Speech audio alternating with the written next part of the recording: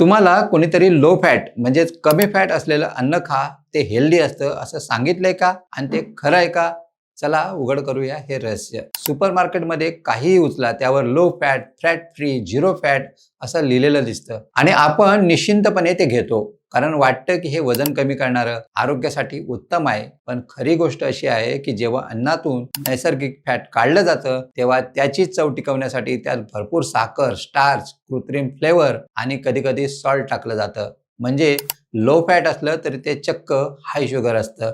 ज्यामुळे वजन वाढतं, इन्सुलिन बिघडतं आणि शरीराला फायदे होण्याऐवजी हानी होते. लो फॅट किंवा फॅट फ्री लेबल लावलेलं जेवण हे आपल्या शरीरासाठी चांगलं आहे असा मोठा गैरसमज आहे. पण अनेकदा फॅट काढून टाकताना त्या पदार्थात चवीसाठी कृत्रिम फ्लेवर्स, साखर किंवा स्टार्च मिसळलं जातं.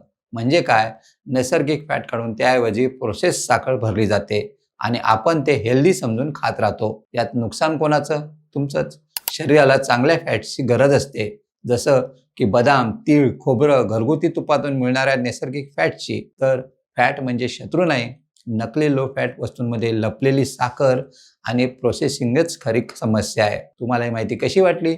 कमेंट्समध्ये नक्की कळवा आणि अशाच नवनवीन व्हिडिओ पाहण्यासाठी प्रहार न्यूज लाईन चॅनलला लाईक, शेअर आणि सबस्क्राईब करायला विसरू नका. धन्यवाद.